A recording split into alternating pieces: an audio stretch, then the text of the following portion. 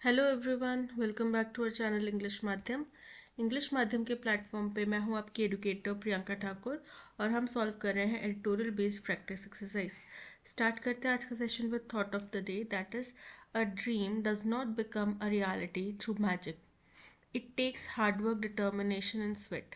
यानी कि कोई भी जो आपका सपना है, ख्वाब है, इच्छाएं हैं, वो किसी जादू की छड़ी से तो रियलिटी नहीं बनने वाली, हकीकत नहीं बनने वाली।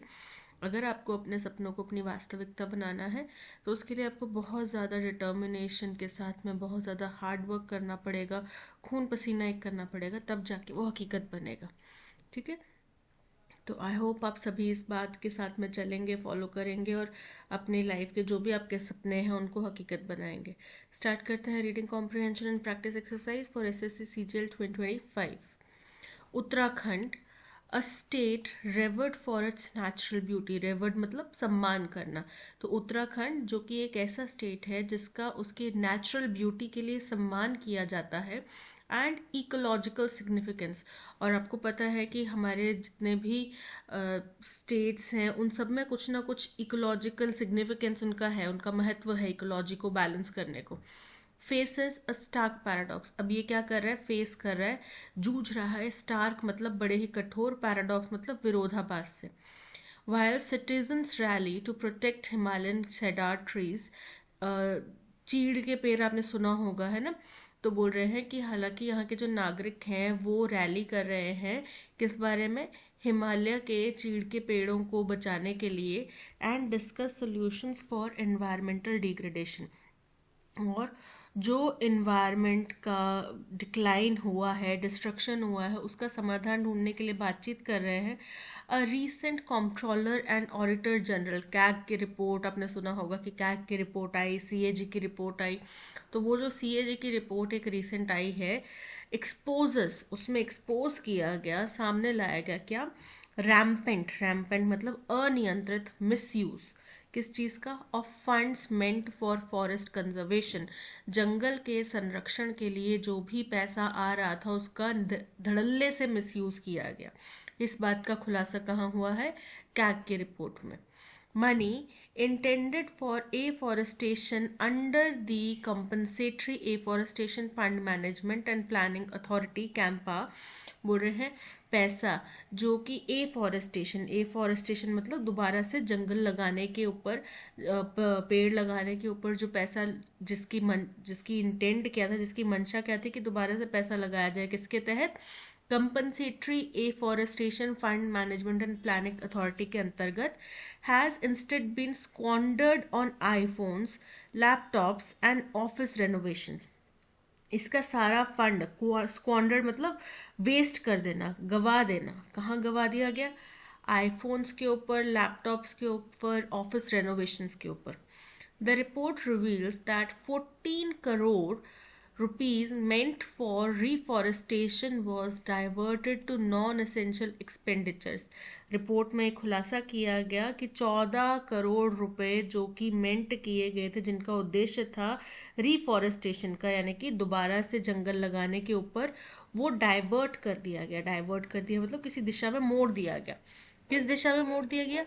नॉन एसेंशियल एक्सपेंडिचर्स की तरफ। Even as afforestation projects lagged, वो भी तब जब ए फॉरेस्टेशन के जो प्रोजेक्ट्स थे, जंगलीकरण, जो वनीकरण के प्रोजेक्ट्स थे, वो लैग कर रहे थे, वो पिछड़ रहे थे, तब उसके बावजूद 14 करोड़ रुपए जो है दूसरी चीज़ों पे डाइवर्ट कर दिए गए। The CAMPA mandates that funds be used within a set time frame, yet in 37 cases।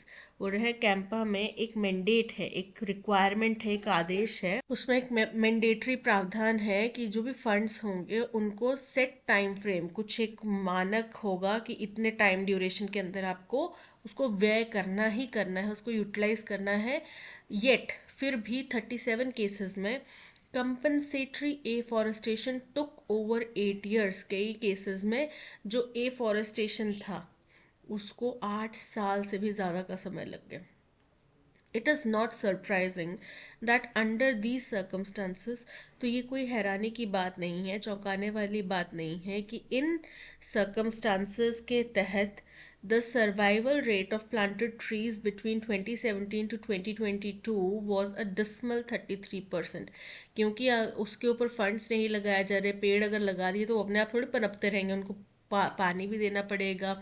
Side में आपने देखा होगा कई दफ़ा वो जाली सी लगाते हैं लोहे की बना के, ठीक है, क्यों? ताकि बाहरी जानवर कोई उसको नुकसान ना पहुंचा दे।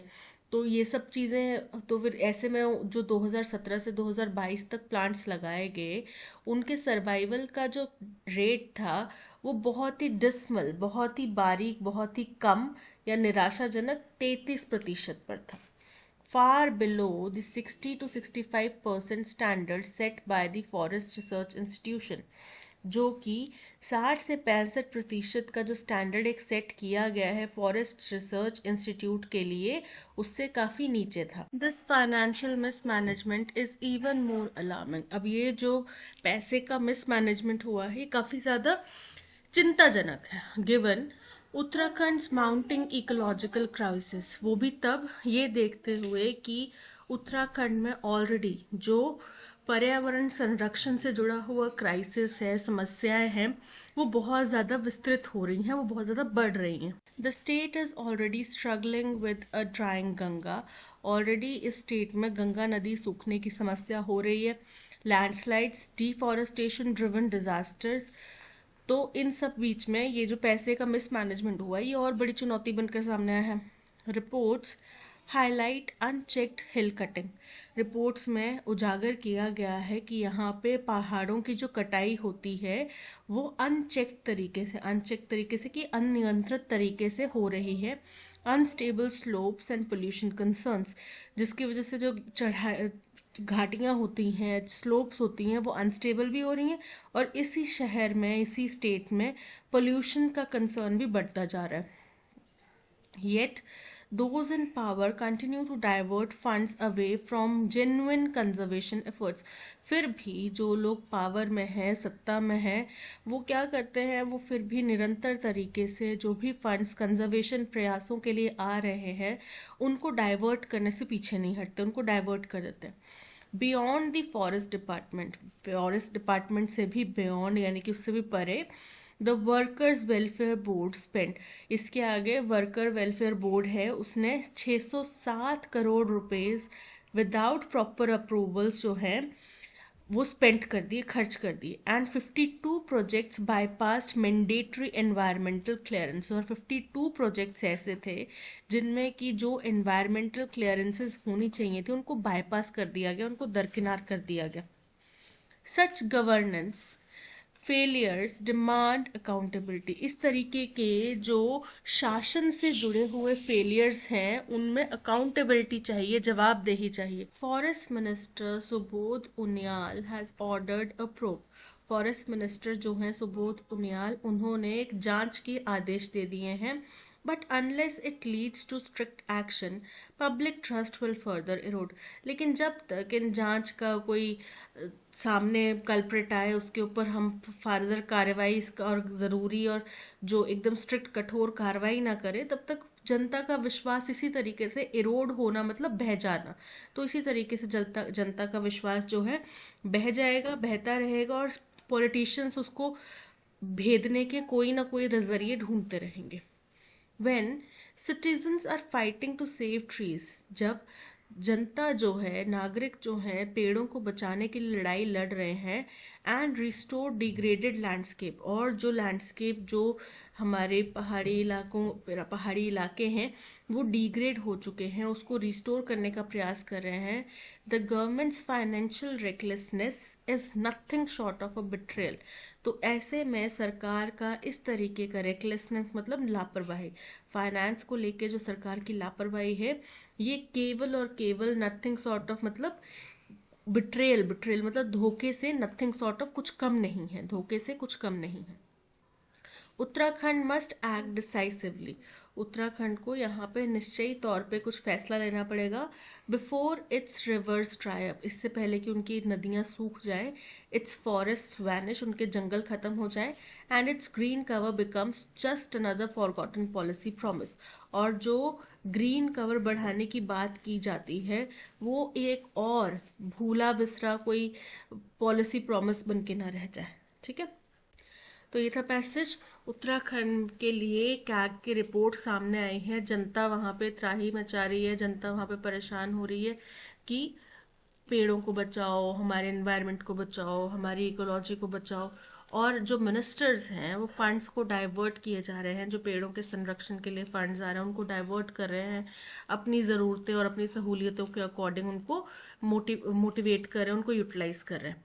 ठीक है, तो ये सामने आया है कैग की रिपोर्ट में। चलिए, which authority reported the misuse of afforestation funds in Uttarakhand, CAG की रिपोर्ट में सामने आया तो द फॉरेस्ट रिसर्च इंस्टीट्यूट, इसने बताया नहीं। द वर्कर्स वेलफेयर बोर्ड, ये एक इंस्टीट्यूट, एक संस्था है जिसने पैसे को खर्च किया है, व्यय किया है, जो एफॉरेस्टेशन के लिए ऐसे कुछ प्रोजेक्ट्स के लिए पैसे हैं उनको खर्च किया है, तो ये भी नहीं है। The comptroller and auditor general CAG, option C is correct. What was the survival rate of planted trees? 33% का है ना, in Uttarakhand between 2017 to 2022 according to the passage. 60, 40, 65, 33. Option D, 33 is correct. Identify the statement that is false according to the passage. Uttarakhand faces environmental degradation, Uttarakhand में environmental degradation face की जा रही है, उससे जूझा जा रहा है। डिस्पाइट इट्स नेचुरल ब्यूटी, बावजूद इसके कि वो नेचुरली बहुत खूबसूरत है, बिल्कुल करेक्ट है। Funds meant for afforestation were used to purchase electronic gadgets and office renovation, बिल्कुल करेक्ट है, ये भी ट्रू है। The survival rates of planted trees between 2017 to 2022 was above 70%. Incorrect है, 33% था। ठीक है, सो ये इनकरेक्ट हो गया, फॉल्स हो गया, option C is correct. Which of the following words is best synonym for the term squandered? Squandered का मतलब क्या होता है? Squandered का मतलब होता है मिसयूज करना, है ना। तो एक्यूमुलेटेड मतलब इकट्ठा करना, मिसस्पेंट मतलब गलत तरीके से उसका प्रयोग करना, तो ये सिनोनिम हो गया, option B is correct. Protected मतलब संरक्षण करना, बचाव करना। कंजर्व्ड का मतलब भी होता है संरक्षण करना, बचाव करना, या फिर वाइजली किसी चीज़ को यूटिलाइज करना, so option B is correct. Tone कैसी है पैसेज की? क्या ये टोन पॉजिटिव या होपफुल दिख रही है? नहीं। अगर हमारे पॉलिटिशियंस इस तरीके से जो पर्यावरण संरक्षण के कार्यों के लिए पैसा है उसको अलग अलग जगहों पे डाइवर्ट करेंगे, यूटिलाइज करेंगे, तो कुछ भी अगर हल्की सी आशा की किरण भी होगी वो भी धूमिल हो जाएगी। ठीक है, तो ऑप्टिमिस्टिक और होपफुल नहीं है ये पैसेज। न्यूट्रल एंड ऑब्जेक्टिव बिल्कुल नहीं, न्यूट्रल भी नहीं है, क्योंकि राइटर जो है क्लियरली क्रिटिसाइज कर रहे हैं, जो भी रिपोर्ट में तथ्य सामने आए हैं उनको करने वाले जो लोग हैं उनको क्रिटिसाइज किया जा रहा है। ठीक है, so option A is correct, critical and concerned. Delay का एंटोनिम, डिले का मतलब होता है किसी चीज में विलंब करना। ठीक है, वेट का मतलब होता है इंतजार करना। हैसन का मतलब होता है जल्दबाजी करना। इंटरवीन हस्तक्षेप करना। लैग मतलब पीछे रह जाना। तो यहाँ पे डिले मतलब विलंब करना और हैसन मतलब जल्दबाजी, so option B hasten is the antonym for delay. The explorers trekked dash through the dense jungle, तो जो एक्सप्लोरर थे, एक्सप्लोरर कौन होते हैं? खोज करता है ना, जो चीज़ों के बारे में खोज करते हैं, जांच करते हैं, एक्सप्लोर करते हैं, वो गए एक्सप्लोरर्स। ट्रैक करना मतलब जब आप हाइकिंग वगैरह करते हैं, आप ट्रैकिंग करते हैं पैदल कहीं बहुत उबड़ खाबड़ रास्तों पे, जो जहाँ पे प्रॉपर रास्ते भी नहीं है वहाँ पे चल जाते हैं, वो होता है ट्रैकिंग करना। ठीक है, trekked dash through the dense jungle, बड़े घने जंगल के अंदर से वो ट्रैक कर रहे थे। रेयरली मतलब बामुश्किल, शायद ही कभी। बिफोर पहले। ब्रेवली बहादुरी से। एवर मतलब कभी।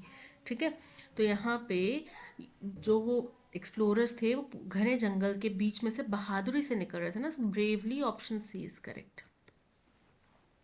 इनकरेक्टली स्पेल्ड वर्ड बताना है। फर्स्ट है आइडल, आइडल मतलब मूर्ति, तो यहाँ पे आइडल की स्पेलिंग बिल्कुल करेक्ट है। मोटो, मोटो मतलब जो मंत्र होता है कि आपके जीवन का क्या मंत्र है, वो हो गया मोटो, कि आपके जीवन का क्या मोटो है जिसके साथ अनुरूप अपना जीवन जीते हैं। हाइम, हाइम होता है धुन, जो एक रिपीटेड एन्चैंटमेंट्स होती हैं, उन धुन होती है, उसको बोलते हैं हाइम। मशीनरी, मशीनरी के स्पेलिंग इनकरेक्ट है। मशीनरी जो मशीन्स वगैरह होते हैं, MACHINERY, ना कि NARY। Option D is correct.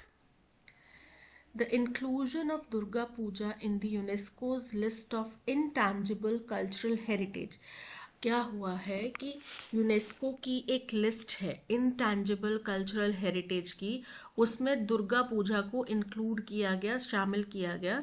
Was only possible, ये केवल और केवल तभी संभव हो पाया due to the arduous. Arduous का मतलब क्या होता है, जो आप बहुत कठिन परिश्रम, कठिन मेहनत करते हैं, बहुत डिफिकल्ट या टायरिंग सिचुएशन में भी, arduous dash of all stakeholders. तो कठिन क्या किए गए होंगे, प्रयास किए गए होंगे।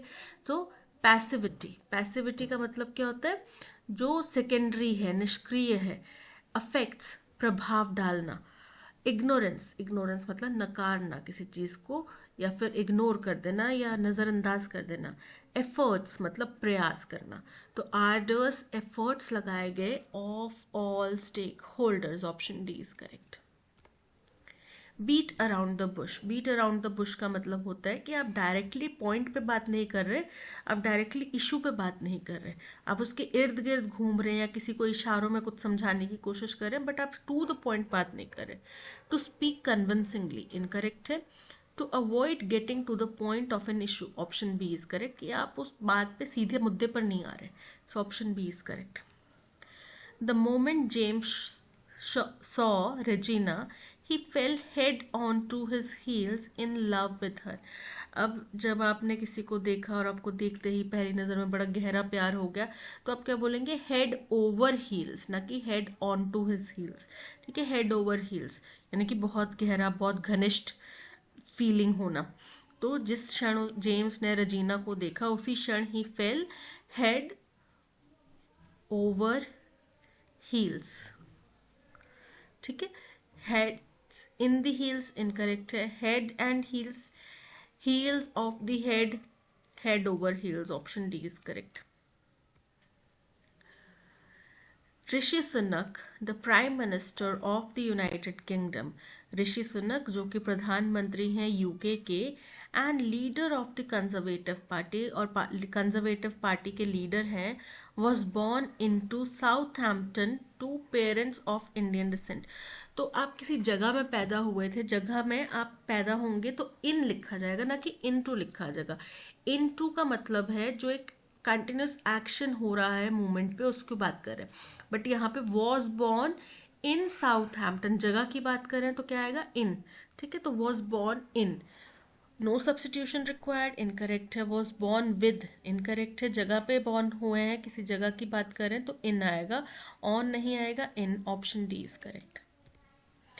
Most probably he come to office next Tuesday, probably और नेक्स्ट ट्यूसडे जो हैं, दोनों ही फ्यूचर में होने वाली संभावनाओं की तरफ इशारा कर रहे हैं। प्रॉबेबली संभावना को बता रहे हैं और नेक्स्ट ट्यूसडे फ्यूचर की। संभावना भी फ्यूचर की ही होती है, पास्ट की कोई संभावना नहीं होती। पास्ट में जो हो चुका वो घटित हो चुका, वो संभावना नहीं है। ठीक है, प्रेजेंट की भी कोई संभावना नहीं होती, संभावना फ्यूचर की होती है। ठीक है, तो हम समझ गए कि फ्यूचर टेंस की बात करें तो ही कम जो है वो फ्यूचर टेंस में नहीं आएगा, क्या होगा, he will come to office next Tuesday। So he come की बजाय he will come। Option A is correct।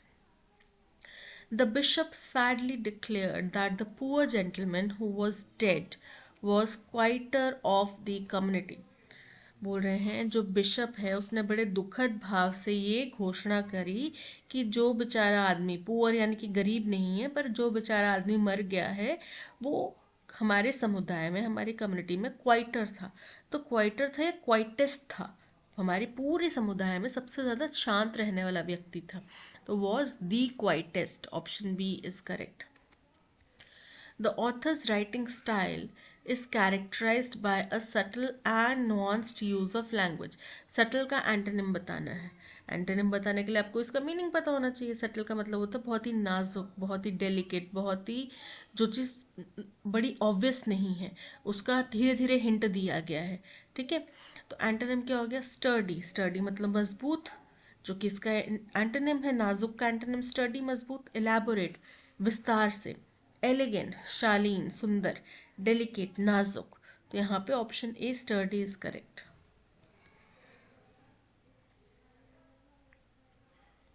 My biologist, incorrectly spelled word बताना है। My biologist have stated, biologist की स्पेलिंग करेक्ट है। मैनी, मैनी भी correct है। Have stated the fact that most of the herbs are perennial and have healing qualities with added flavor। तो बहुत सारे biologist ने ये कहा है कि बहुत सारी हर्ब्स होती हैं जो कि पेरेनियल होती हैं। पेरेनियल का मतलब होता है जो बहुत लंबे टाइम से एग्जिस्ट कर रही हैं, बहुत लंबे टाइम से घटित होती आई हैं। तो पेरेनियल के स्पेलिंग क्या होते हैं? PERENNIAL, perennial. तो यानी कि यहाँ पे पेरेनियल की स्पेलिंग इनकरेक्ट है। Option A is correct. The rainbow arch gracefully across the sky. जो रेनबो था, आर्च मतलब उसमें कर्व होना, तो पूरी स्काई में वो बहुत ही ग्रेसफुली, बहुत ही सुंदर ढंग से आर्च कर रहा था। Painting it in dash lifeless huge. Lifeless का एंटोनिम क्या होगा? ह्यूज क्या होता है? कलर्स। ठीक है, तो कलर्स क्या होते हैं रेनबो के? बड़े ही ब्राइट और वाइब्रेंट कलर होते हैं या फिर लाइफलेस कलर होते हैं, नीरस कलर होते हैं? तो life full of life colour होते हैं ना, फुल ऑफ एनर्जी। तो वो क्या हो गया? वाइब्रेंट। वाइब्रेंट मतलब ब्राइट। ठीक है, रंगीन, जीवंत। म्यूटेड, म्यूटेड मतलब फीके। एशलेस, एशलेस मतलब जो कि जिसमें एशेज नहीं है, जो जल के कुछ पीछे रेजिड्यू नहीं छोड़ेगा। स्पिरिचुअल, स्पिरिचुअल मतलब धार्मिक, आध्यात्मिक। तो यहाँ पे option A vibrant is correct. In addition with, तो इन एडिशन मतलब इसके साथ में, तो इन एडिशन के साथ में क्या इस्तेमाल होता है? वो प्रेपोजिशन टू इस्तेमाल होता है, ना कि विद। ठीक है, इन एडिशन टू, ना कि इन एडिशन विद।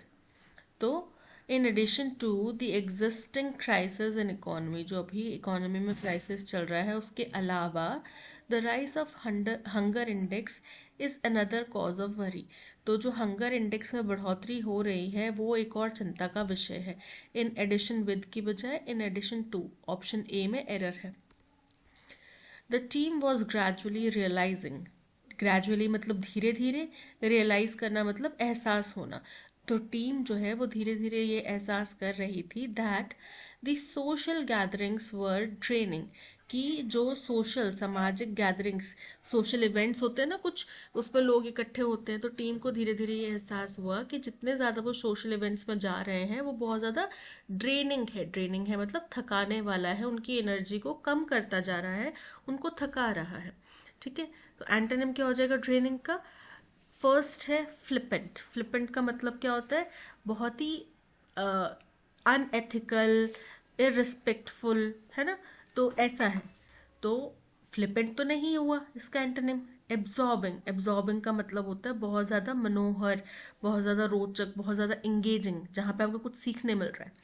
अनफ्रूटफुल, उसका कोई फ़ायदा नहीं है। फ्रिवलस, फ्रिवलस का मतलब बहुत ही तुच्छ। तो यहाँ पे option B absorbing is correct. Reduced price of cooking gas brought happy to the face of every citizen। तो गैस के जो प्राइसेस कम हुए उससे जो नागरिक हैं उनके चेहरों पे बड़े खुश हो गए? नहीं, उनके चेहरों पे खुशी आ गई, हैप्पीनेस आ गई। ठीक है, तो यहाँ पे जो शब्द है हैप्पी, वो एक एडजेक्टिव है जिसका यहाँ पे इस्तेमाल सही नहीं है। यहाँ पे हमें चाहिए नाउन की ज़रूरत है। Brought happiness to the face of every citizen. So option C is correct. We are a society fixated on numbers. हम एक ऐसा समुदाय है, एक ऐसा समाज है जो नंबर्स, आंकड़ों के ऊपर निर्भर करता है। सो It's no dash we use measurements and equations to score our weight. तो इसमें कोई अचंभे की या कोई हैरान होने वाली या कोई अजीब बात नहीं है कि हम मेजरमेंट्स का इस्तेमाल करते हैं, इक्वेशन का इस्तेमाल करते हैं अपना जो भी बात का वजन है उसको रखने के लिए। अब जब हम पार्लियामेंट में भी बात करते हैं तो वहाँ पे भी आंकड़ों पे बात होती है, फलानी पार्टी ने इतने 100 करोड़ का घोटाला कर दिया, तो वहाँ पे भी नंबर्स वैलिड करते हैं। कोई अगर ये बोलेगा कि भाई तुमने घोटाला किया, वो वैलिड नहीं है। The most dash is BMI। तो इनमें सबसे ज्यादा महत्वपूर्ण या सबसे ज्यादा यूज किया जाने वाला क्या है? BMI, body mass index, a measure of our body weight to height ratio, जिसमें क्या होता है हमारा बॉडी का वेट जो है वो उसको हमारी हाइट के अनुपात में नापा जाता है। BMI dash bodies as underweight, normal or healthy weight, overweight or obese and can be useful tool for weight। BMI का इस्तेमाल किया जाता है बॉडीज को मेजर करने के लिए कि वो अंडरवेट है, नॉर्मल है या हेल्दी वेट में है, ओवरवेट या ओबीस है, और इस्तेमाल किया जा सकता है as a tool, as a माध्यम for weight and height dash, weight और हाइट के कैलकुलेशन के लिए, उसका अनुपात निकालने के लिए। But it shouldn't be used as the single dash of what it means to be a healthy weight when we set our weight loss goals। लेकिन केवल इसका इस्तेमाल नहीं किया जाना चाहिए जब हम एक हेल्दी वेट अटेन करने की बात करें कि भाई ये हमारा हेल्दी वेट होना चाहिए, तो उसको अचीव करने की बात करें तो केवल सिर्फ BMI को इस्तेमाल नहीं किया जाना चाहिए जब हम वेट लॉस के गोल सेट करें। तो फर्स्ट है so it's no dash vibrance. Vibrance मतलब किसी चीज का जीवंत होना, तो यहाँ पे इट्स नो वाइब्रेंस, तो यहाँ पे ये कोई जीवंत बात नहीं है, ऐसा तो नहीं हो रहा। रेजोल्यूशन, रेजोल्यूशन मतलब निश्चय, दृढ़ निश्चय। परसिस्टेंस, परसिस्टेंस मतलब भी दृढ़ निश्चय। सरप्राइज मतलब कुछ हैरानी वाली बात। तो इसलिए क्योंकि हम समाज ही एक ऐसा है जो आंकड़ों के ऊपर बात करते हैं, उसके ऊपर निर्भर करते हैं, तो इस बात में कोई हैरानी नहीं होनी चाहिए जब हम मेजरमेंट्स के लिए, इक्वेशंस के लिए, नंबर्स के लिए वेट का इस्तेमाल करें। ठीक है, so option D is correct. The most dash is BMI, the most uncharted. Uncharted का मतलब जिसको आपने अभी तक समझा नहीं है, जिस क्षेत्र में अभी तक आपने ज़्यादा रिसर्च नहीं करी है, ज़्यादा जानकारी नहीं है। इम्प्रोसाइज, इम्प्रोसाइज मतलब जो बिल्कुल स्पष्ट या बिल्कुल क्लियर नहीं है, सटीक नहीं है। पॉपुलर, प्रसिद्ध। इनडिस्टिंक्ट, इनडिस्टिंक्ट मतलब अस्पष्ट। तो यहाँ पे द मोस्ट पॉपुलर की बात की जा रही है कि जो सबसे ज़्यादा पॉपुलर है वो है BMI। BMI dash bodies as underweight. BMI speculates, speculates मतलब अनुमान लगाना। ठीक है, यहाँ पे अनुमान लगाने की बात तो नहीं करी क्योंकि BMI अनुमान लगाने की बात नहीं होती, वो प्रॉपर कैलकुलेशन होती है। क्लासिफाइज, क्लासिफाइज मतलब उसको डिवाइड करना, वर्गीकरण करना। डिसुएड्स, डिसुएड्स का मतलब होता है किसी चीज़ को निराश करना, किसी को निराश करना। म्यांडर्स, म्यांडर्स मतलब होता है घूमना फिरना बिना किसी पर्पस के। तो यहाँ पे क्लासिफिकेशन की बात की जा रही है, option B is correct. BMI classifies bodies as underweight, normal or healthy, overweight or obese and can be useful tool for weight and health landing।